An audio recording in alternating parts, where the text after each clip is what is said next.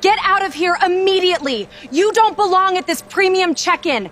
People like you are not welcome here. The gate should have closed 7 minutes earlier. Instead, an entire boarding lane stood frozen because a little boy in a gray hoodie had just been told to step away from the counter like he was a security threat. Do not reach into your bag. Michael Turner's voice cracked through gate 14, hard enough to silence the terminal around them. The boy stopped immediately, one hand still resting near the zipper of his backpack. No panic, no arguing, no tears, just stillness, the kind that made adults uncomfortable. Behind him, business travelers shifted impatiently. A man in a camel coat checked his Rolex with an exaggerated sigh. A woman near the priority lane lifted her phone slightly, pretending to text while recording everything. Outside the giant terminal windows, Flight 287 to New York sat under white floodlights, connected to the jet bridge, engines quiet, waiting. Every minute on the ground was costing the airline money. And somehow the center of the delay was an 11-year-old boy standing alone in worn sneakers. Rachel Bennett felt sweat gathering beneath the collar of her uniform blouse. She had worked evening shifts at Denver International Airport for almost 8 years, long enough to trust instinct over paperwork, long enough to know when something felt wrong. And this felt wrong.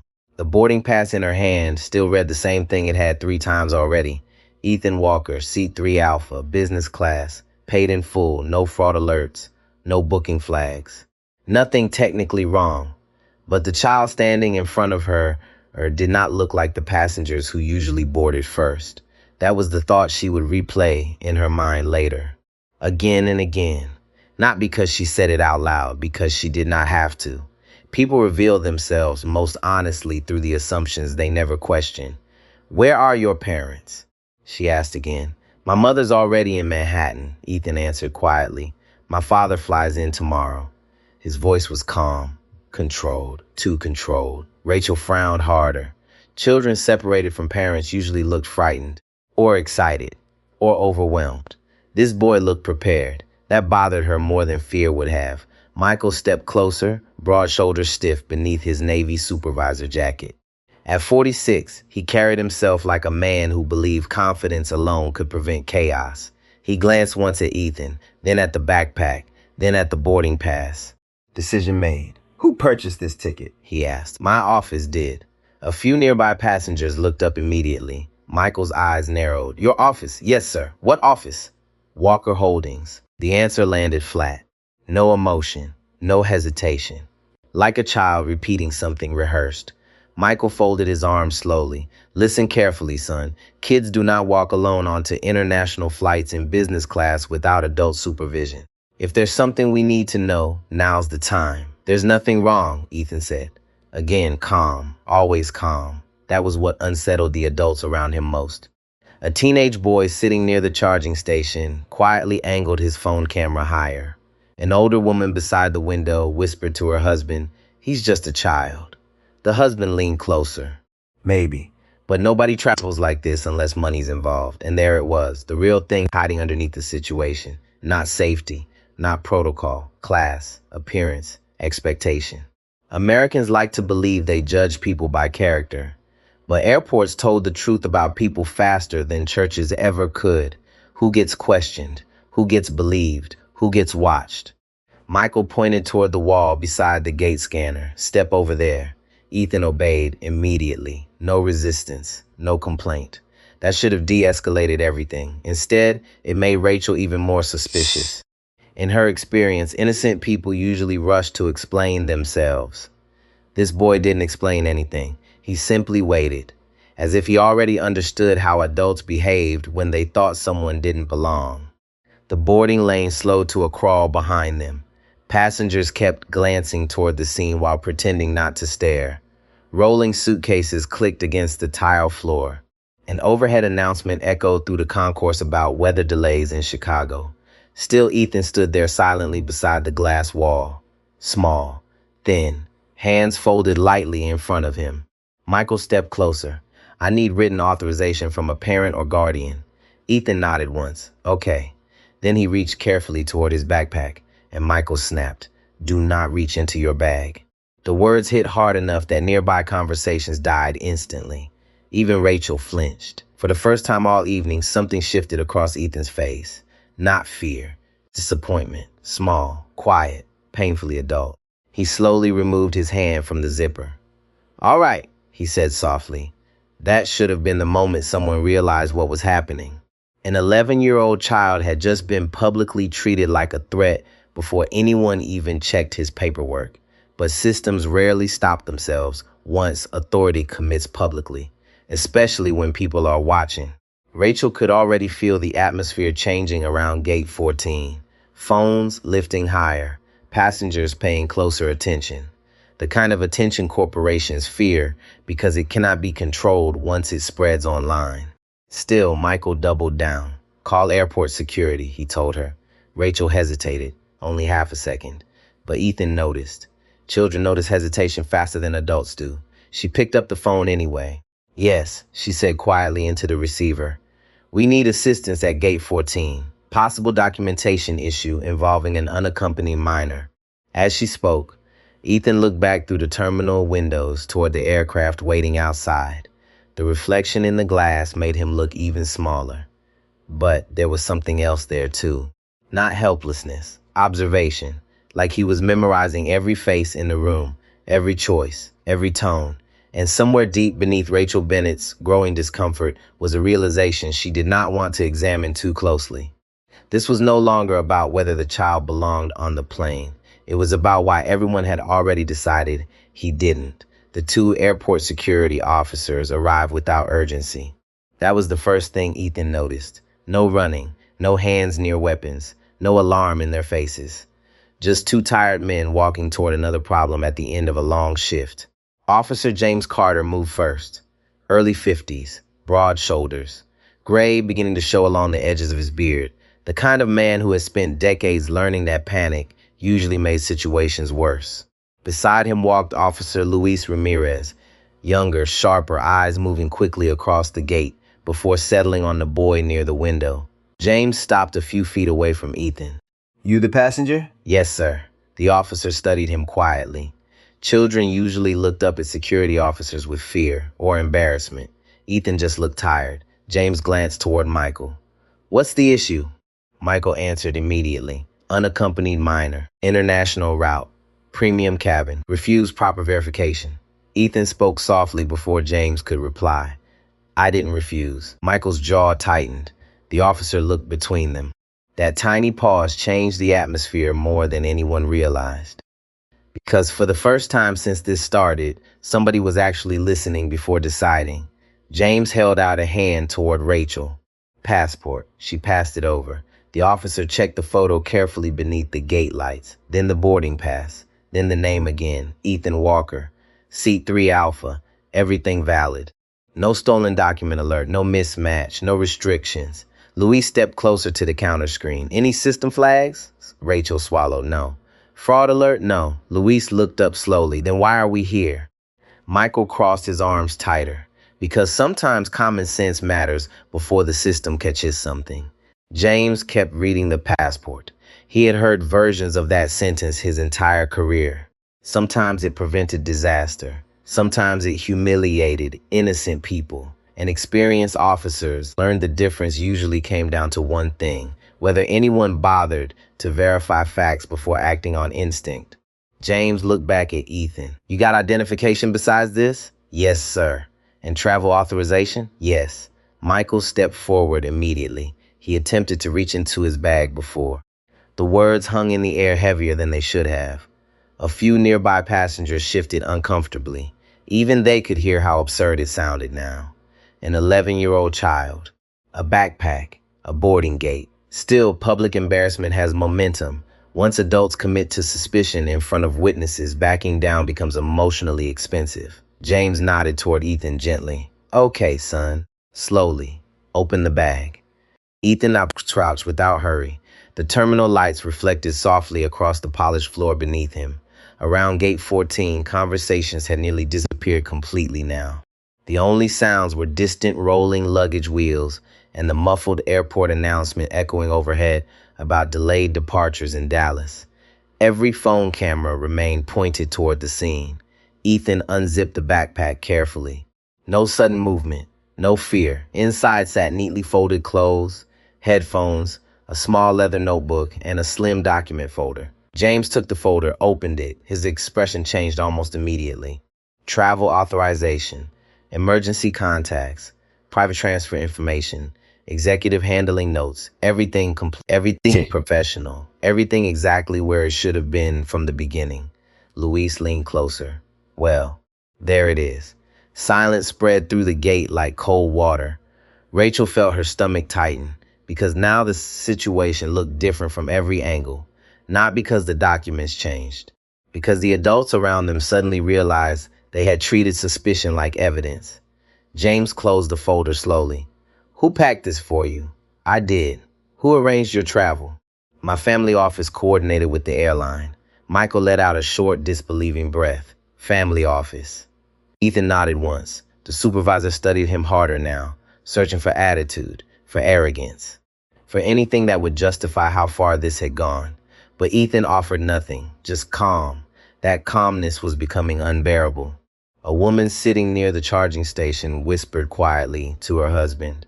They never checked the paperwork before calling security? The husband shook his head slowly. Looks like they decided first. And that was the real wound underneath the moment. Not delay, not inconvenience. Judgment, public judgment. Rachel looked back toward her monitor and reopened the reservation file with trembling fingers. This time she searched deeper, far deeper. A hidden notation sat beneath the standard booking information. VIP executive handling requested. Do not alter seat assignment. Her pulse kicked hard against her throat. The note had been there the entire time. She remembered seeing it briefly earlier, then ignoring it, because the child standing in front of her had not matched the picture inside her head of someone important. Across the gate, Ethan quietly zipped his backpack closed again. Still no anger. That disturbed Rachel more than yelling would have. People who screamed gave you somewhere to place blame. Quiet people forced you to hear yourself clearly. The boarding door remained open. Outside, the aircraft sat motionless beneath the floodlights while ground crews waited for clearance updates. Every extra minute now risked losing departure priority with air traffic control. Money, schedules, connections. Pressure traveled upward quickly in aviation, and everyone at Gate 14 could feel it. A senior flight attendant stepped off the jet bridge then. Mid-40s, blonde hair pulled tightly back, Navy uniform pressed perfectly despite the late hour. Olivia Brooks. She walked directly toward the counter. The captain wants to know why we're still boarding. Michael answered without looking at her. Minor documentation issue. Olivia followed his line of sight toward Ethan. The boy sat quietly beside the window now, backpack resting against his sneakers, passport in his lap.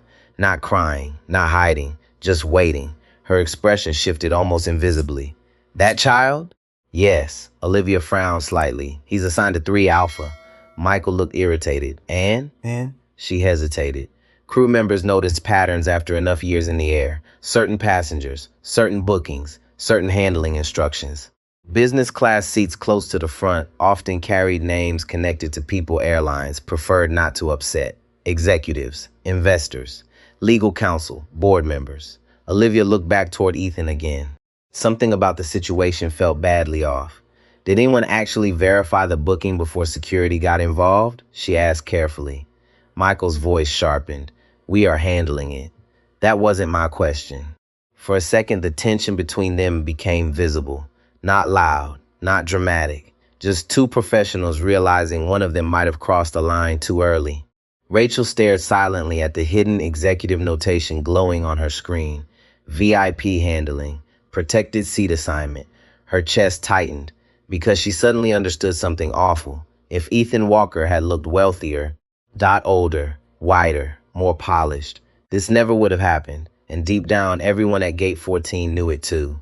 The gate phone rang again. Sharp, sudden, loud enough to make Rachel flinch. She grabbed the receiver too quickly. Gate 14. Her expression changed almost immediately. Yes, he's here. A pause, then another. Rachel slowly looked toward Michael. It's corporate customer support. Michael extended his hand without speaking. The terminal suddenly felt smaller. Even the passengers nearby sensed it. The shift was subtle but real. People stopped, pretending not to listen. A businessman lowered his laptop screen halfway. The teenager recording near the window leaned forward in his chair. Because airports teach people something quickly. When executives start calling gates directly, somebody important is involved. Michael pressed the phone to his ear. This is Supervisor Turner. His voice carried the controlled confidence of a man still trying to stay in charge of the situation. Then he listened, and the confidence started fading. Yes. Dot, the passenger is present. Another pause. No, boarding has been delayed due to verification concerns. Silence again, longer this time. Michael's jaw tightened slightly. His eyes moved toward Ethan for the first time without suspicion. Just calculation. No, sir, he said carefully. We have not boarded him yet. Rachel watched the color slowly drain from his face. She could not hear the voice on the other end. She didn't need to. Years working airports had taught her something else too. Real authority almost never raises its voice. It gets quieter. Michael finally swallowed. I understand. Then the line disconnected. For a moment, nobody spoke. The hum of the terminal ventilation seemed suddenly louder than before.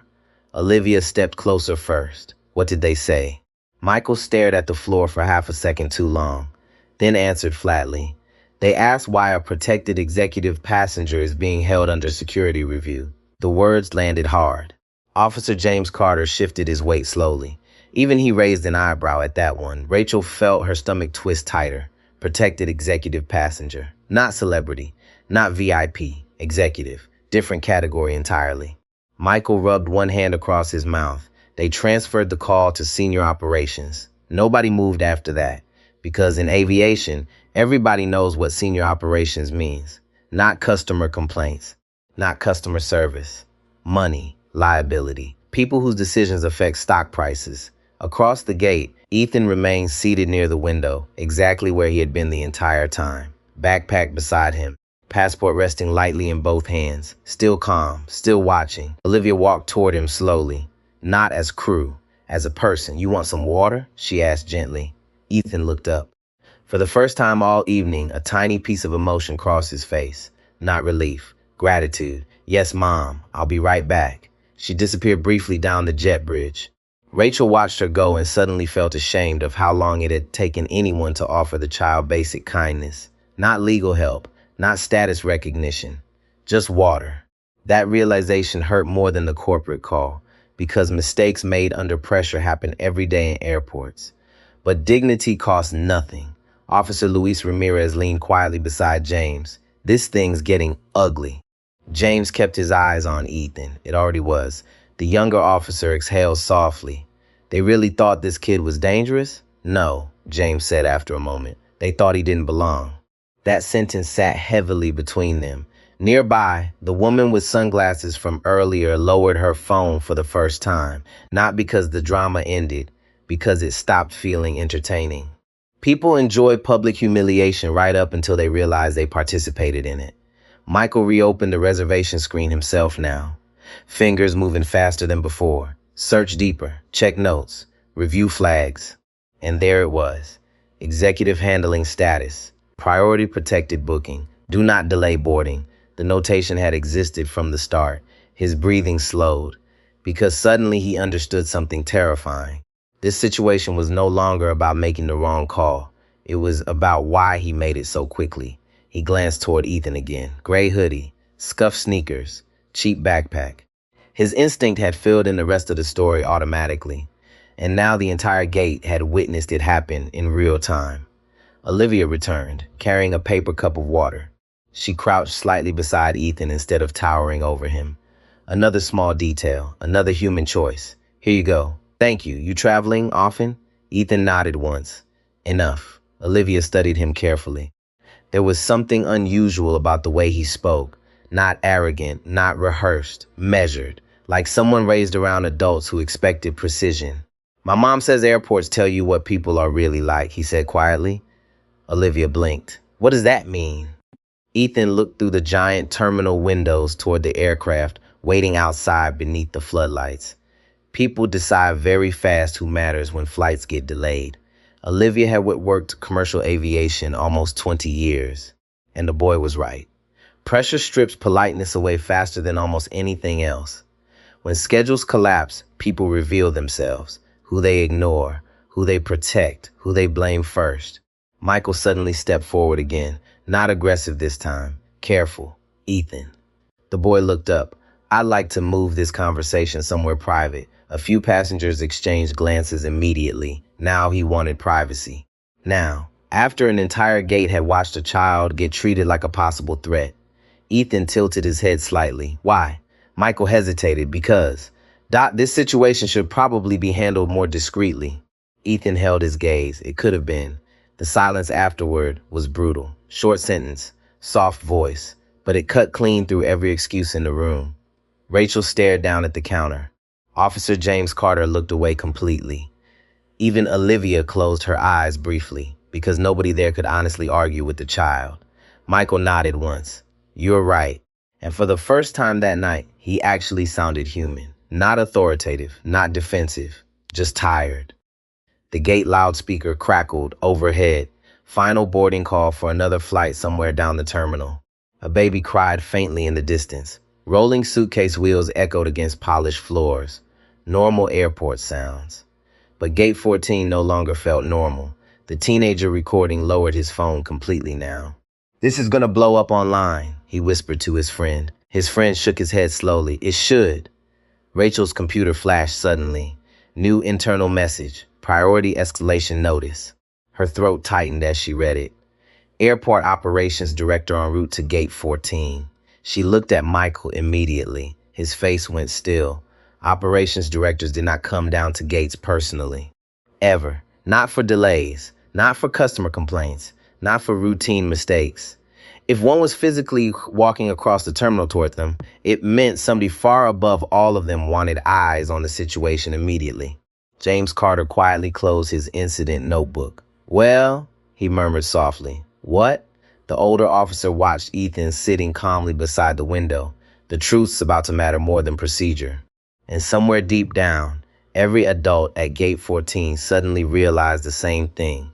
The child they had spent the last hour questioning had never once looked afraid. Because from the very beginning, he already knew exactly who held the real power. The first thing people noticed was the silence.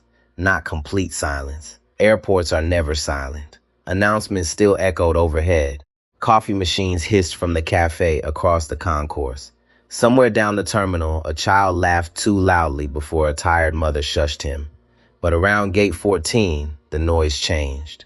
Conversations shortened. Postures stiffened. Employees suddenly remembered every decision they had made during the last 40 minutes. Rachel straightened the stack of boarding documents on her counter for the third time in 5 minutes. Her fingers trembled slightly each time she touched the keyboard. Michael stood near the scanner with his arms folded so tightly across his chest they looked painful. Even Officer Luis Ramirez stopped checking his watch. Everyone was waiting now. The black airport operations vehicle rolled across the service road outside the windows beneath the floodlights. Slow, deliberate. No sirens, no flashing lights. Priority never needed spectacle. Ethan looked up once from his seat beside the glass wall, then calmly returned to the small leather notebook resting on his lap. He was writing something. Not doodling, writing, carefully. That unsettled Rachel almost more than everything else, because children usually try to forget uncomfortable moments. This boy looked like he was documenting one. A woman in a dark navy coat entered the terminal corridor 30 seconds later, flanked by 2 operations staff members carrying tablets. Sophia Reynolds, Director of Airport Operations, 48 years old, former Air Force Logistics Commander, known across the airport for one thing above all else, precision. She did not waste movement, did not raise her voice, did not repeat questions, and somehow that made people more afraid of disappointing her. Passengers near the gate moved aside automatically before she even reached them. Sophia stopped at the counter. Who supervised this escalation? Michael stepped forward immediately. I did. She looked at him quietly for a moment. Start from the beginning. No anger, no sarcasm. That was worse. Michael explained quickly. Unaccompanied minor. International route. Concerns over documentation, security review, delay, professional words, clean words. The kind institutions use when trying to make emotional decisions sound procedural. Officer James Carter listened with his jaw tight, then calmly added one sentence. He attempted to provide documentation before being stopped. Sophia's eyes moved slowly toward Michael. No expression, just stillness. That stillness carried more judgment than shouting ever could. Rachel felt heat rise behind her ears. Sophia turned toward the computer terminal. Reservation file. Rachel rotated the monitor silently. Sophia scanned the notes in less than 10 seconds, then stopped. Executive handling. Protected booking. Do not alter boarding sequence. She read the line twice, not because she misunderstood it, because she already understood exactly what it meant. When she looked back at Michael, something colder had entered her expression. And you proceeded with public verification anyway. It wasn't a question. Michael inhaled carefully. I believed additional caution was appropriate. For what reason? He hesitated. Nobody answered quickly when forced to say assumptions out loud. Sophia waited. Michael finally spoke. A child traveling alone in business class raised concerns. Sophia nodded once. That explains curiosity, not escalation. The words hit hard because they were true. Around the gate, several passengers exchanged quiet looks. The older woman near the charging station slowly lowered her phone into her purse altogether. This no longer felt like entertainment. It felt like witnessing someone being measured honestly for the first time. Sophia turned toward Ethan then. The boy looked very small sitting beneath the giant terminal windows with his backpack against his sneakers and a paper cup beside him. But he did not look intimidated. That was the part nobody could quite understand. Children recognize power instinctively. They shrink around it. They seek approval from it. Ethan didn't. Sophia approached slowly. Mr. Walker. Not Ethan. Mr. Walker. The title changed the atmosphere instantly. Respect is often visible in tiny choices. Ethan stood politely. Good evening. I'm Sophia Reynolds. I oversee airport operations. I know who you are. That caught her slightly off guard. How? You testified before the Transportation Committee after the Seattle runway incident. A few nearby employees looked up sharply. Sophia blinked once. Most adults barely remembered that hearing from 2 years earlier. An 11-year-old boy had not only recognized her. He remembered federal testimony. Interesting. I see, she said quietly. Ethan nodded once. Sophia studied him carefully now. Not his clothes, not the sneakers, not the hoodie. Him. And she saw it immediately. Discipline, observation, control. Traits usually learned from adults who lived around power constantly. Were you treated appropriately tonight? She asked. The question settled heavily across Gate 14. Everyone listened. Rachel stopped breathing entirely for a second. Michael's shoulders stiffened. Ethan thought before answering. Actually thought, like the truth mattered more than emotion. Finally, he spoke. I was treated according to what people assumed I was. Nobody moved after that. No dramatic reaction, no loud confrontation, just silence, heavy silence, because every adult there understood exactly what he meant. Sophia accepted the answer without defense. I understand. Ethan looked at her calmly. I think you do. Something inside Rachel collapsed a little then. Not because the boy sounded angry, because he sounded experienced. Children are not supposed to speak like that unless disappointment has reached them early. Sophia glanced toward the counter again. Who denied in private communication? Nobody answered immediately. Officer James Carter finally spoke. He requested a call earlier. Sophia turned toward Michael. His voice lowered. We were still verifying identity. And was there any evidence identity was false? Silence again. That silence was becoming the real story of the evening. Not confusion, not danger, avoidance. Across the terminal, another passenger quietly approached the gate area, holding a press credential clipped near her jacket pocket. Olivia noticed first. Wonderful. Media. Exactly what corporate aviation departments fear most. Not mistakes. Witness mistakes. Sophia looked back toward Ethan. Would you still like to board this flight? Ethan glanced through the window toward the aircraft waiting beneath the lights, then toward the employees around him. Finally back to Sophia. Yes. A simple answer. No revenge. No performance.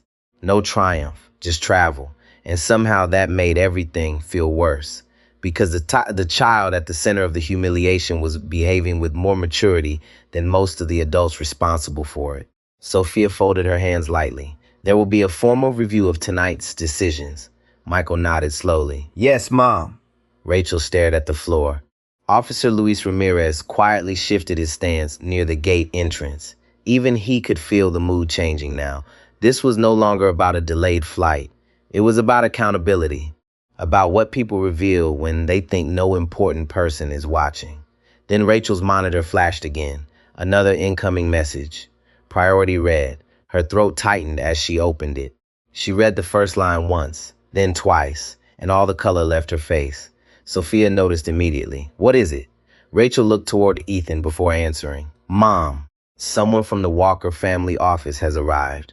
And suddenly, every person standing at gate 14 understood the same thing at exactly the same moment. The real consequences had not even started yet. Nobody at gate 14 expected the representative from the Walker family office to arrive in person. Not this fast, not at night, and definitely not without lawyers. The terminal doors near the executive corridor opened quietly. A tall black man in a charcoal overcoat stepped into the concourse carrying nothing except a slim leather folder and a phone pressed loosely in one hand. Mid-50s, calm posture, controlled eyes, the kind of person airports move around carefully without ever announcing why. Behind him walked a younger woman in a dark gray suit pulling a compact carry-on. No security escort, no dramatic entrance. Real influence rarely travels loudly. Sophia Reynolds recognized the man immediately. Her expression changed before she could stop it. Daniel Mercer, she said. Several airline employees nearby stiffened instantly. Even Michael Turner reacted, because people inside aviation knew the name. Daniel Mercer had spent almost 20 years handling federal negotiations and corporate compliance for Walker Holdings. The company had contracts tied to airport infrastructure systems across the country, security technology, runway logistics, passenger data modernization. The kind of company most travelers never hear about, but every major airport quietly depends on. Daniel stopped near Ethan first, not the gate staff, not airport operations. The child. You okay? Ethan nodded once. Yes, sir. You been waiting long? A while. Daniel glanced briefly toward the wall clock above the gate. His jaw tightened almost invisibly. Not anger. Calculation. The younger woman beside him crouched slightly near Ethan. Your mother called twice. I know. She's worried. Ethan looked toward the aircraft outside. I'm fine. That answer hit Rachel harder than she expected, because the boy really was fine. Embarrassed, maybe. Tired, certainly. But composed. Too composed for someone his age. Children should not know how to stay emotionally small while adults publicly debate whether they belong somewhere. Daniel finally turned towards Sophia Reynolds. Director Reynolds. Mr. Mercer. No handshake. Just recognition. Two professionals stepping carefully around a growing disaster. Daniel's eyes moved slowly across the gate area. The security officers. The passengers still watching. The half-lowered phones. Michael standing rigid beside the scanner. Then he saw the open reservation file still glowing on the monitor. Executive handling. Protected boarding. He understood immediately. His voice stayed perfectly level. Can someone explain why an 11-year-old child with verified credentials was subjected to public escalation before basic documentation review? Nobody answered quickly enough. That silence answered for them. Michael stepped forward first. We acted according to safety concerns. Daniel looked at him calmly. What concerns specifically? The situation appeared irregular. Meaning? Michael hesitated again. And every second of hesitation made the truth uglier. Daniel waited. Finally, Michael spoke carefully. A child traveling alone in premium class naturally raises questions. Daniel's expression never changed. But Sophia noticed something dangerous into the stillness around him. Questions, Daniel repeated quietly. Or assumptions? Nobody breathed for a moment. The younger woman beside him opened her tablet silently and began documenting names.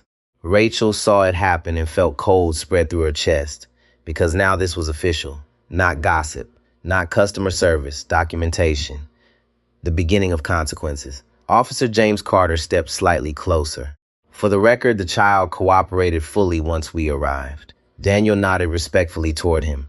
Thank you, officer. Then his attention returned to Michael. Did he ever resist? No. Raise his voice? No. Threaten anyone? Daniel tilted his head slightly, then helped me understand at what point an obedient child became a security event. Michael opened his mouth. Nothing came out. Because there are moments when people suddenly hear themselves clearly for the first time, and the sound is ugly. A nearby passenger quietly whispered to his wife, "This is bad." She nodded slowly. They treated that kid like he was dangerous. The husband stared toward Ethan. No, worse. Rachel looked over at the boy again. He sat quietly near the window listening to adults discuss him like a legal problem instead of a child, and somehow he still looked calmer than anyone else there. Olivia Brooks stepped beside him carefully. You hungry? Ethan looked up, slightly surprised. A little. I'll get you something. Daniel noticed that immediately. Not because of the food, because she was the first employee since this started who acted like the child mattered more than the incident. Thank you, he told her softly. Olivia nodded once and disappeared toward the terminal cafe. Sophia folded her arms slowly. Mr. Mercer, I want you to know the airport is taking this extremely seriously. I would hope so. No rude voices, no threats. That somehow made the pressure worse. People expect powerful men to explode, but disciplined people understand something more dangerous. Calm creates records. Anger creates excuses. Daniel glanced toward Ethan and again before speaking. You know what concerns me most, Director Reynolds? Sophia met his eyes. What? That every person involved believed they were being reasonable. The words settled over the gate heavily, because that was exactly the problem. Nobody here woke up intending cruelty. They followed instinct, pattern recognition, bias disguised as professionalism, and now a child had become collateral damage inside a system, convinced it was protecting itself. The younger assistant finally spoke for the first time. Mr. Mercer. She turned the tablet slightly toward him. A social media clip was already spreading online. Short video, 30 seconds. Michael shouting, "Do not reach into your bag." The camera angle showed Ethan frozen beside the gate wall afterward. Small, silent, surrounded by adults. Over 200,000 views already. Rachel covered her mouth softly. The terminal suddenly felt colder. Daniel barely looked at the screen. This is why public humiliation matters, he said quietly. People think embarrassment disappears when facts arrive later. Nobody argued, because everybody knew the internet rarely cared about corrections once an image spread far enough. Sophia inhaled slowly. We'll issue a formal response. Daniel nodded once. You should. Then he added something softer. But the public statement isn't the important part. His eyes moved across the employees one by one. The important part is whether anybody here understands what actually happened tonight. Silence again.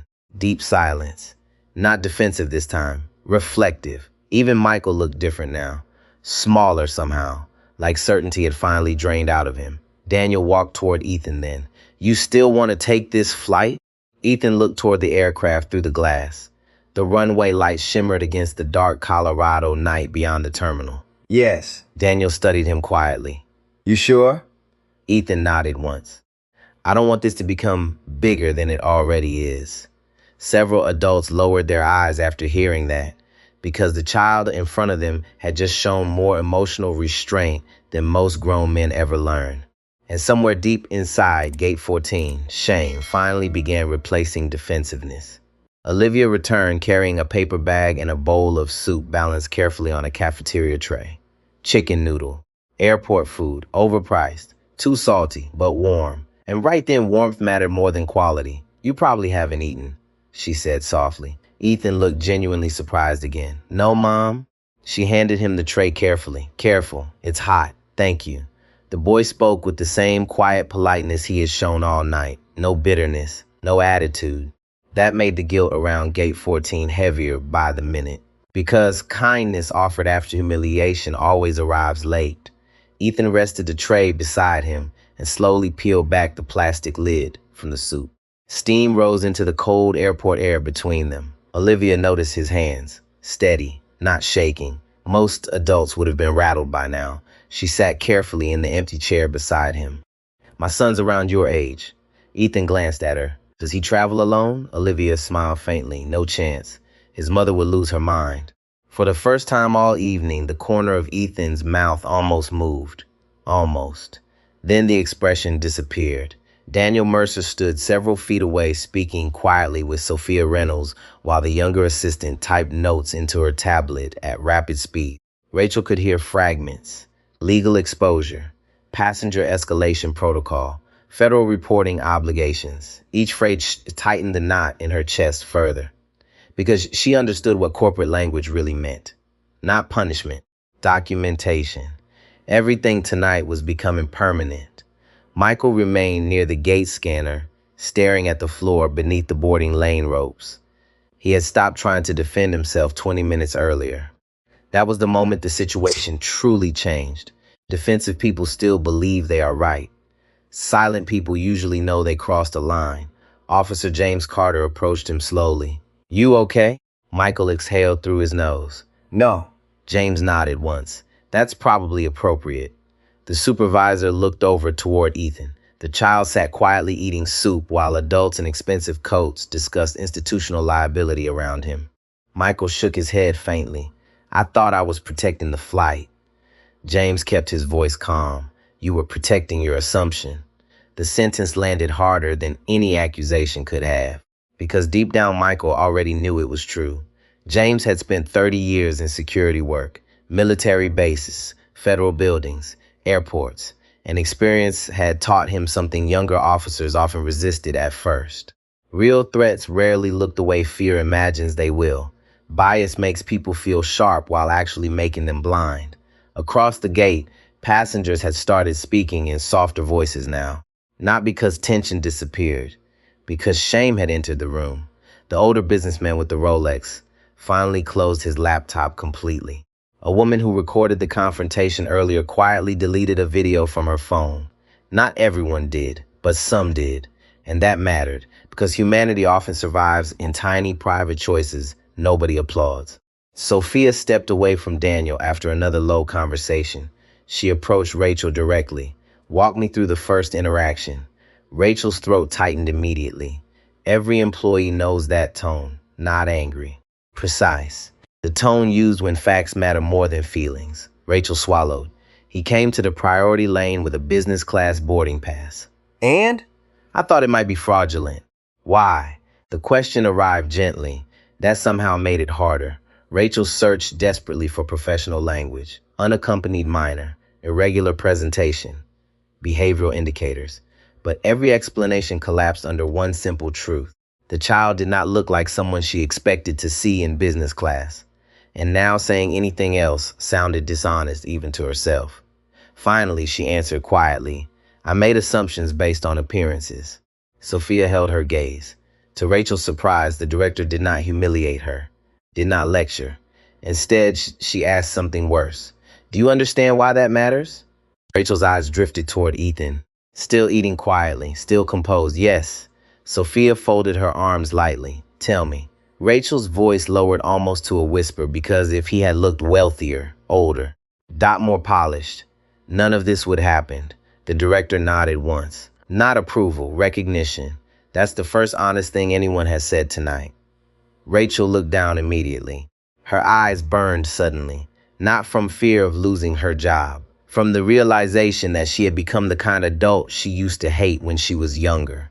People rarely notice when cynicism hardens inside them, until one moment reveals it completely. A phone buzzed sharply in Daniel Mercer's coat pocket. He glanced at the screen and answered immediately. Yes. He listened silently for several seconds, then looked directly toward Ethan. "She wants to speak with him." Ethan wiped his hands carefully on a napkin and stood. Daniel handed him the phone. The entire gate instinctively looked away slightly. Some conversations should remain private. But even from several feet away, Rachel could hear the softness enter Ethan's voice for the first time all evening. "Hey, Mom?" Silence. Then another quieter sentence. "I'm okay." Something inside the gate shifted hearing that, because suddenly he sounded like what he actually was, a child. Not a case, not a passenger profile, not an operational issue. Just somebody's son trying not to worry his mother. Olivia looked down at the floor. Even James Carter rubbed one tired hand across his forehead. The emotional distance people had built around the situation cracked slightly in that moment. Ethan listened quietly for another minute, then smiled faintly. A real smile this time. Small, tired. Human. No, he said softly into the phone. You don't need to come. Daniel looked away after hearing that, because he understood exactly what the boy was doing.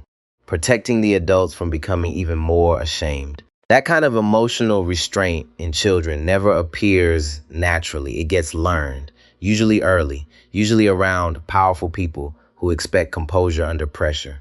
Ethan handed the phone back carefully. She says, "Thank you for helping." Nobody knew how to answer that, especially not Michael, because the family that had every reason to explode with anger was still choosing grace. And grace, when offered to people who know they failed morally, can feel almost unbearable. The boarding clock above the gate flashed another delay update. 43 minutes behind schedule now. Passengers should have been furious. Most weren't. The flight delay no longer felt like the real issue. Sophia glanced toward the aircraft outside the windows, then back toward Ethan. "You know," she said carefully, "most people in your position would be demanding names right now." Ethan looked at her quietly. "My father says people show you who they are fastest when they think they're protecting something important." Sophia absorbed that. And what do you think they were protecting tonight? Ethan's eyes drifted slowly across the gate. The uniforms, the badges, the expensive luggage, the silent faces avoiding his gaze. Then he answered softly, "Not safety." Nobody spoke after that, because every adult there already knew exactly what he meant. The captain finally came off the aircraft. That alone told everyone the situation had crossed into dangerous territory. Captains do not leave cockpits during boarding delays unless operations demands answers. Captain Robert Hayes walked through the jet bridge with quick, controlled steps, silver hair neat beneath the terminal lights, uniform pressed perfectly despite the late hour. He looked first at Sophia Reynolds, then at the security officers, then at the child sitting quietly near the window with an empty soup container beside him. His forehead tightened immediately. "That's the passenger?" Nobody answered right away, because the question itself exposed how ridiculous the entire situation had become. Robert lowered his voice. "We've been delayed nearly an hour over an 11-year-old with valid documents." Michael stared at the floor. Sophia answered carefully. The situation escalated before proper verification procedures were completed. The captain looked toward Ethan again. The boy met his eyes calmly. No resentment, no fear, just observation. Robert had flown commercial aircraft for almost 3 decades. He had dealt with drunken passengers, panic attacks, bomb threats, weather emergencies, mechanical failures. And experience taught him something simple. The people who frightened others most were rarely the dangerous ones. He stepped closer toward Ethan. You all right, son? "Yes, sir. Sorry you had to go through this." The apology landed heavily across the gate, because it was the first direct apology from anyone in real authority. Ethan nodded politely. "Thank you." Robert glanced toward Daniel Mercer then. "I assume corporate's already involved." Daniel answered calmly. "Very." The captain exhaled once through his nose. "Wonderful. A delayed departure was one thing. A public escalation involving a child tied to one of the largest aviation infrastructure firms in the country was something else entirely. Especially now that videos were spreading online." The younger assistant stepped beside Daniel quietly. The clip passed 1 million views. Rachel closed her eyes briefly. 1 million. By morning, it would be everywhere. Morning shows, travel blogs, cable news debates about profiling and authority, and every replay would show the same image. A small boy standing frozen, while adults treated him like a threat. Captain Hayes rubbed one hand across his jaw. "Public relations is going to burn over this." Daniel looked at him steadily. "This should not primarily concern public relations." The captain nodded once. "Fair point." That was another thing powerful professionals understood. When institutions focus first on optics instead of harm, they usually repeat the same mistakes. Across the gate, Ethan carefully packed his notebook back into his backpack. Olivia noticed him sliding the pen into place with precise movements. "Do you always write things down?" she asked softly. "Mostly when I'm trying to understand people." That answer stayed with her, because adults spend years assuming children fail to notice emotional details. In reality, children often notice everything. They simply lack the authority to challenge what they see. Officer James Carter leaned quietly against the counter nearby. "You know," he said toward Ethan, "most kids your age would have been crying by now." Ethan shrugged lightly. "My father says staying calm helps you hear what people really mean."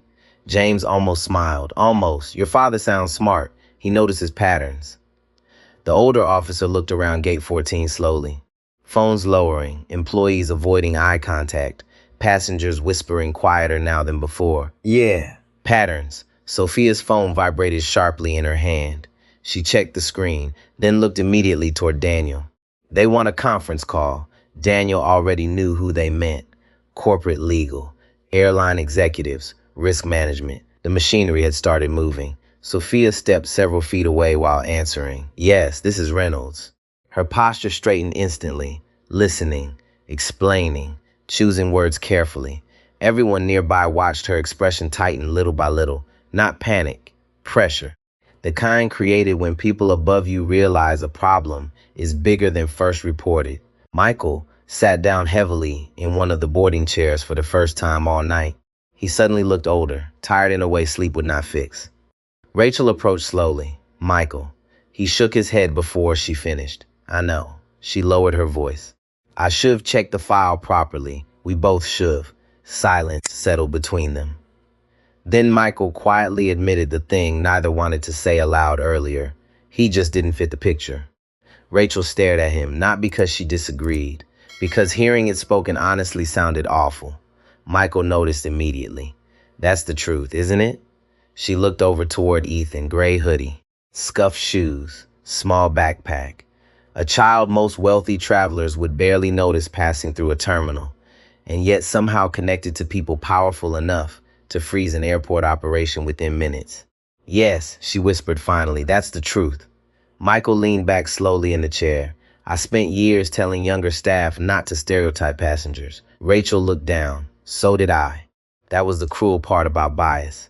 Most people imagine prejudice belongs only to openly hateful individuals. Real life is uglier. Sometimes prejudice sounds responsible, professional, reasonable. Sometimes it wears uniforms and believes itself honest.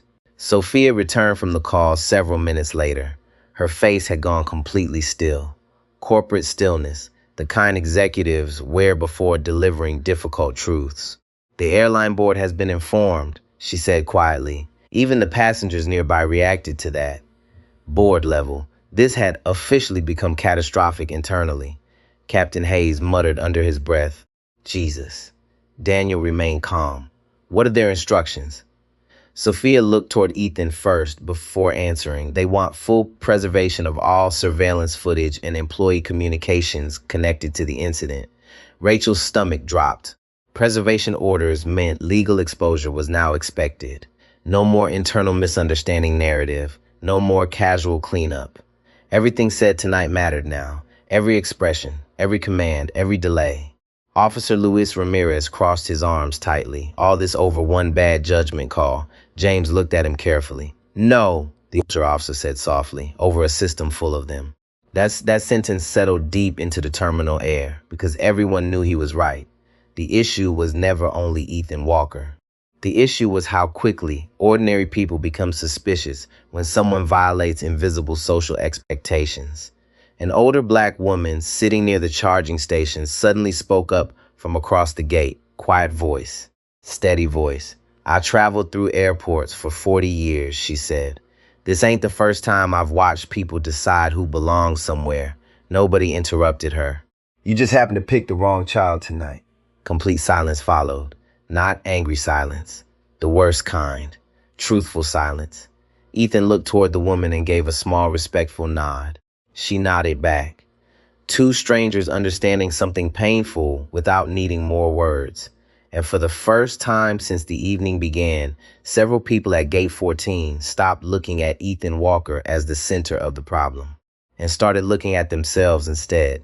The boarding lane remained empty even after the final boarding announcement ended. Nobody complained anymore. Not loudly. Something bigger than inconvenience had settled over Gate 14 now. Passengers still checked watches, still texted family members, still worried about missed connections in New York, but frustration had shifted direction. Earlier, people were irritated at the delay. Now they were disturbed by the reason behind it. Ethan sat quietly near the terminal window while ground crew lights moved slowly across the dark tarmac outside. Snow had started falling lightly beyond the runway, soft white streaks drifting under the airport floodlights. The terminal air felt colder than before.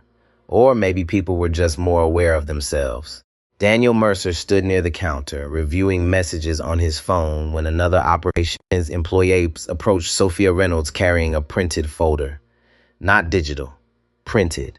That alone told her the situation had moved beyond routine procedure. "Mom," the employee said carefully, "corporate legal requested preliminary timelines." Sophia accepted the folder without looking away from Ethan. "Thank you." The employee hesitated before leaving, then quietly asked something nobody else had dared say directly. "Was the child really connected to Walker Holdings?" Daniel answered before Sophia could. He is. The young employee swallowed immediately and stepped away. Around in the gate, several passengers exchanged looks again. The name meant something now. Not just wealth, influence, infrastructure, airports, government contracts. Systems ordinary travelers never think about until something breaks. Michael Turner heard the whisper starting behind him. "That's the Walker Company?" No wonder operations came down. They thought he was lying. Each sentence chipped away another piece of certainty he used to carry naturally. For years, he believed experience made him good at reading people. Tonight, he realized something worse. He had been reading categories, not people.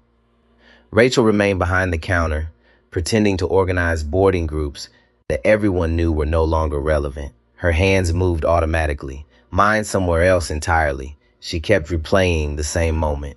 "Do not reach into your bag." The words sounded different now, not cautious, humiliating. And humiliation changed shape once witnesses understand it was unnecessary. Olivia returned from the aircraft again, carrying a folded airline blanket. "You might be cold," she said gently. Ethan accepted it quietly. "Thank you. You're welcome." She sat beside him for a moment without speaking. The airport lights reflected softly across the glass behind them.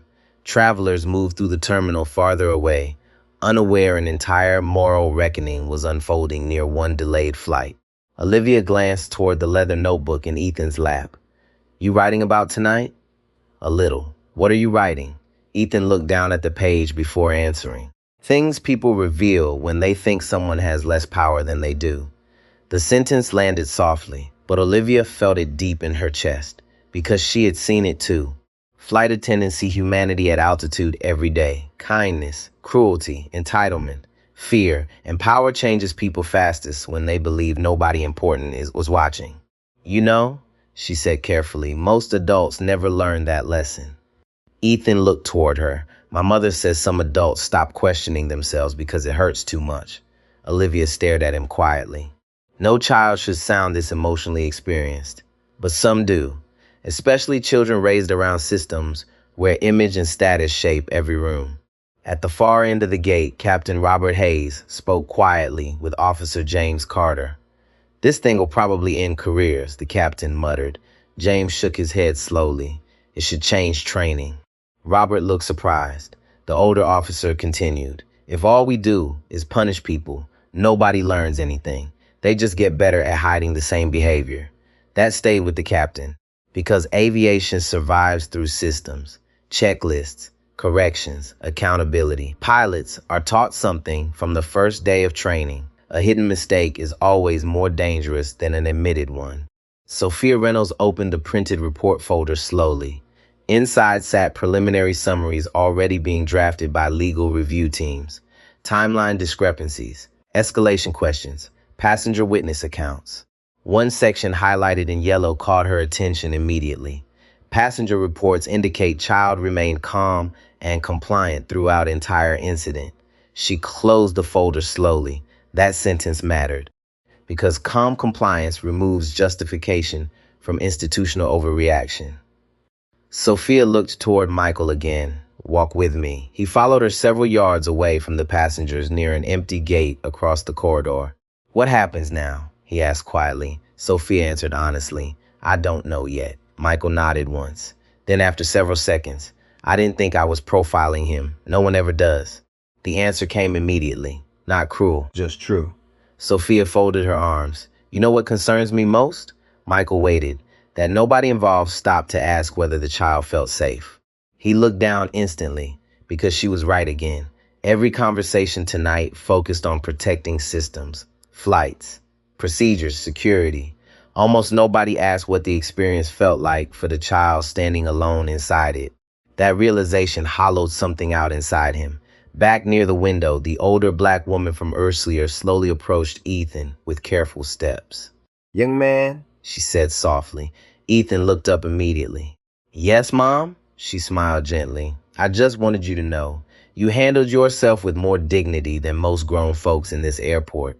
Ethan lowered his eyes slightly. Thank you. The woman studied him for a moment, then added something quieter.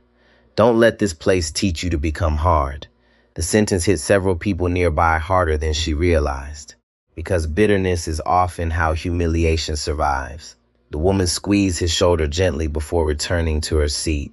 Ethan watched her walk away. Then he looked back out toward the runway lights beyond the glass. Daniel Mercer approached him quietly. your father just landed in Chicago. Ethan nodded. He heard everything.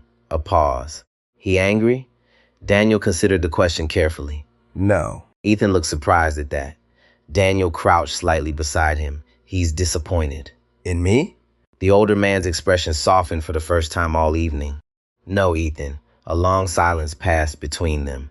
Then Daniel added quietly, he's disappointed that a child had to be this composed for adults to behave professionally. Ethan looked down at the blanket folded across his lap. That sentence finally reached somewhere deeper than the humiliation itself. Because children do not want praise for surviving adult failures. They want adults who prevent the failures from happening. Across Gate 14, snow continued falling beyond the runway while inside the terminal, every person there slowly confronted the same uncomfortable truth. The real danger tonight had never been the boy. It was the ease with which ordinary people decided he did not belong. The snow outside, thickened as midnight, crept closer over Denver. Runway lights blurred softly behind white streaks drifting across the dark airfield. Ground crews moved slower now beneath the weather, reflective jackets glowing under floodlights like distant signals in the storm. Inside Gate 14, nobody seemed eager to leave anymore, not even the passengers. The delay had crossed beyond inconvenience and become something people would remember years later when talking about airports, fairness, and the strange ways power reveals itself. Ethan stood near the boarding lane, quietly adjusting the straps on his backpack. Small movements, careful movements, the kind children make when they are trying not to take up too much space around adults.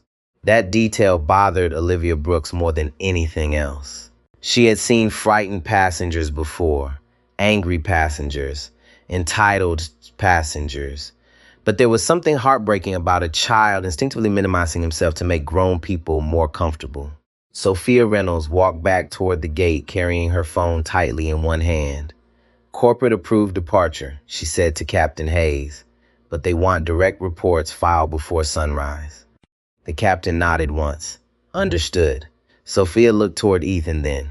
For several seconds, she simply watched him, not as an operations problem, as a human being. Then she crossed the gate slowly. Mr. Walker. Ethan turned politely. Yes, Mom? Sophia inhaled carefully. Every employee nearby instinctively listened, because apologies from institutions matter differently than private regret, especially when witnesses are involved. I owe you an apology, she said quietly, not because your family has influence, because this airport failed to treat you with basic dignity before your identity was fully understood. Nobody moved. Nobody interrupted. The entire gate seemed to pause around the words. Ethan looked at her for a moment before answering. Thank you for saying it that way. Something flickered across Sophia's expression. Surprise. Because most adults would have accepted the apology immediately. But the child understood the difference between respect based on status and respect based on humanity. That difference was the entire point. Daniel Mercer watched silently from several feet away. No interference, no legal performance, just observation. Because real accountability cannot be forced into existence by attorneys. People either understand the moral failure or they don't. Sophia lowered her voice slightly. You should never have been made to feel suspicious for existing outside someone else's expectations. Ethan nodded once, then quietly said something that hit harder than anyone expected. I don't think they were trying to hurt me. Michael looked up immediately. Rachel stopped breathing for a second. Ethan continued calmly. I think they were scared of being wrong in front of other people. Complete silence. Because the child had just described institutional behavior more accurately than most executive training seminars ever do. Fear of embarrassment, fear of liability, fear of appearing careless. Those fears drive more public humiliation than cruelty alone ever could. Officer James Carter slowly folded his arms. The kid really did understand people. Michael finally stepped forward after nearly an hour of silence. Every eye followed him. His face looked drained now, no authority left in it, only exhaustion. He stopped several feet from Ethan. I need to say something. The boy looked at him quietly. Michael swallowed hard, not because he feared lawsuits, because shame is physically difficult to carry once honesty finally arrives. I thought I was protecting the flight, he admitted, but I wasn't. His voice tightened slightly. I saw a kid who didn't match the picture in my head of who belongs in business class. And instead of questioning myself, I questioned you. Nobody spoke, not even Daniel, because this was the first fully honest sentence Michael had offered all night. He looked down briefly before continuing. That's not how professionals are supposed to behave. Ethan studied him carefully, then asked softly, Do you think you would stop my father like that? The question landed like a physical blow. Michael opened his mouth. Nothing came out, because they both already knew the answer. No. He would not have stopped a confident adult man in an expensive coat carrying the same reservation. The problem was never procedure. It was perception. Michael nodded slowly. No, he admitted. The truth settled heavily through the gate. Painful, necessary. Sophia watched Rachel closely then. The younger woman finally stepped away from the counter too. Her eyes were red now, not dramatic tears, quiet ones. I grew up poor, she said softly. People used to look at my mom like she didn't belong places either. Ethan listened silently. Rachel shook her head faintly. And somehow I still became this person tonight. Olivia looked toward her gently. No, tonight just forced you to see it. That was the difference. Bad people rarely examine themselves. Ashamed people sometimes do. Rachel wiped quickly beneath one eye. I'm sorry. Ethan nodded politely. Not forgiving, not punishing, just listening. The older black woman from earlier smiled sadly from her seat nearby. You know, she said quietly, this is the first time in my life I've seen airport employees actually stop and reflect after something like this. James Carter glanced toward her. Usually everybody just gets defensive. She nodded. That's because accountability feels personal before it feels useful. Daniel Mercer finally stepped closer again. The reason this matters, he said calmly, is because most people who experience moments like this do not have someone powerful arriving to help. Every employee there felt that sentence deeply because he was right. Most travelers humiliated by assumptions simply absorb the damage quietly and keep moving. No operations director appears, no legal team arrives, no public reckoning happens. The system continues unchanged. Ethan looked out toward the snow beyond the runway windows again. Sometimes people are only careful when they think someone important is watching. Daniel glanced at him. And what do you think matters more? The boy thought for a moment, then answered softly. Who you are when nobody important is watching. Olivia closed her eyes briefly after hearing that, because somewhere along the way, an 11-year-old child had learned a lesson many adults never fully grasp. Character is revealed most clearly in moments without consequences. Gate 14 remained quiet for several long seconds. Then Captain Hayes checked his watch and exhaled slowly. We should probably get this flight in the air. Nobody disagreed. But strangely, nobody rushed either. because deep down, every person there understood something uncomfortable. The delay tonight had never really been caused by weather or paperwork or security. It was caused by the dangerous speed with which human beings decide who deserves trust. Captain Hayes gave the final word to reopen boarding, not loudly, just one quiet sentence into his radio. Let's get him on the aircraft. And somehow, that simple instruction felt heavier than any announcement made all night. Rachel picked up Ethan's boarding pass again. Her fingers moved slower this time. Careful, respectful, as if the paper itself had become evidence of everything she had failed to see. She scanned it. The machine gave a clean beep, green light. The same green light it would have shown an hour earlier if anyone had trusted the process before trusting fear. Rachel looked at Ethan. "Mr. Walker," she said softly, "you're cleared to board." The title did not fix what happened, but it marked a change. Ethan took the boarding pass with both hands. "Thank you." He turned to Daniel Mercer. The older man adjusted the strap on Ethan's backpack with the small tenderness of someone who had known the child for years. "You have everything?" "Yes, sir." "Notebook?" "Yes." "Passport?" Yes. "Call when you land, I will." Daniel held his gaze a moment longer. There was pride there and worry. The kind adults try to hide from children because they think children cannot read it. But Ethan could. He always could. Daniel leaned closer and lowered his voice. "Fee, you did not have to be that strong tonight." Ethan looked down for a second, then back up. "I know," that was all he said. But those two words carried the whole weight of the evening. Olivia Brooks stood at the entrance to the jet bridge. She was supposed to escort him on board now, but she waited. She did not rush him. That mattered. After an entire hour of being pushed, stopped, questioned, watched, and judged, the first real kindness was time. Ethan turned toward Officer James Carter. Thank you for listening. James nodded once. You made it easy. Ethan shook his head lightly. "No, sir. I just told the truth." James had no answer for that, because truth should have been enough from the beginning. The older black woman near the charging station raised one hand gently as Ethan passed. He paused. She smiled at him. Keep your heart soft, young man. Ethan nodded with quiet respect. "I'll try." The woman pressed her hand to her chest. No grand moment, no applause. Just recognition between two people who understood what it costs to remain gentle after being misread. Michael Turner stood near the scanner, shoulders low now, face pale under the terminal lights.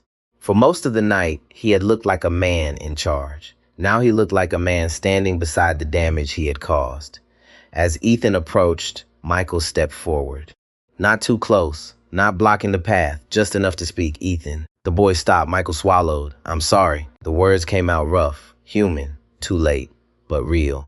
"I am sorry for how I treated you. I should have checked first. I should have listened.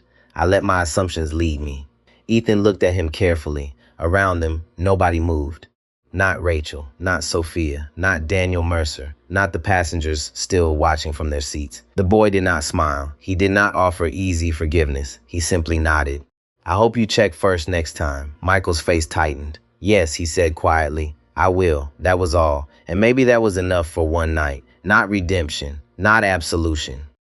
Just the beginning of repair. Ethan walked into the jet bridge beside Olivia. The sound of his worn sneakers against the metal floor echoed softly ahead of them. Outside the glass walls, snow continued falling over the runway lights. Inside the jet bridge, the air smelled faintly of fuel, carpet, and recycled warmth from the aircraft. Olivia glanced down at him. You okay? Ethan breathed in slowly, then let it out. "I think so." She nodded. Being okay can take a little while. He looked at her then, really looked. And for the first time, she saw something young in his face. Not executive calm, not trained composure, not the strange poise that had unsettled everyone at the gate. Just a tired boy. "Yeah," he said softly. They reached the aircraft door. A second flight attendant stepped aside immediately. "Welcome aboard, Mr. Walker." Ethan walked into the business class cabin. Several passengers looked up. Some had seen the gate incident. Some had only heard pieces. Some looked ashamed. Some looked curious. Ethan did not look at any of them for long. He moved down the aisle to seat 3 Alpha, placed his backpack beneath the console, and sat by the window. The seat looked too large around him. Soft leather, dim cabin lights, a glass of water waiting on the side table. He touched the cup lightly, then looked out into the night. At the gate, Rachel watched through the window as the cabin door finally closed. The aircraft pushed back 10 minutes later. No announcement explained the delay. No public statement came over the speakers. The plane simply moved away from the gate, slow and silent, its lights cutting through the snow as it rolled toward the runway. But Gate 14 did not return to normal. Normal was gone. Sophia Reynolds stood behind Rachel while Michael began the first incident report. He typed slowly, deleted, typed again. This time, he did not soften it. A minor passenger with valid documentation was delayed and subjected to unnecessary public security escalation after staff relied on appearance-based assumptions rather than full verification. The words looked terrible on the screen. They should have. Rachel read them over his shoulder and wiped her eyes once. Sophia did not comfort them. Not yet. Some discomfort is necessary. Some pain teaches what convenience hides. Daniel Mercer stood near the window until the aircraft disappeared into the snowy distance. Then he turned back toward the gate. This was not about one child, he said quietly. Everyone heard him, even those pretending not to. It was about what happens to people who have no one coming. No one answered, because that was the wound under everything. Ethan had a name that opened doors, a family office, legal counsel, corporate visibility, power. But most people stopped by suspicion do not have those things. They just have their dignity.